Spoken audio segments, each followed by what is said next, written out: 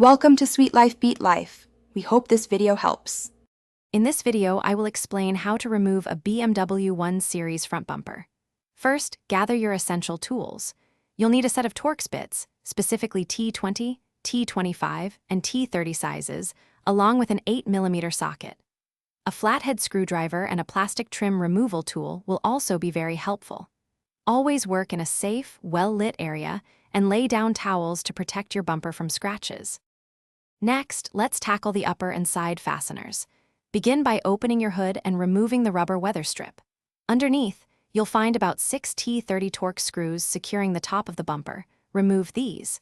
Then, turn your front wheels to gain access to the wheel arches. Here, you'll locate approximately 3 8mm screws on each side that connect the bumper to the wheel arch liner. Remove these and gently pull the liner away from the bumper. Now, move to the underside of the vehicle. You'll find around 10 8mm screws running along the bottom edge of the bumper. Remove all of these. The trickiest part is often the side clips where the bumper meets the fender. Use your plastic trim tool to carefully pry and unclip these tabs from their guides. Finally, if your car has fog lights or parking sensors, reach in and disconnect their electrical connectors before proceeding. Once all fasteners and electrical connections are free, the bumper should be ready for removal. Gently pull it straight forward and away from the vehicle, being mindful of any remaining wires. Reinstallation is simply the reverse of these steps.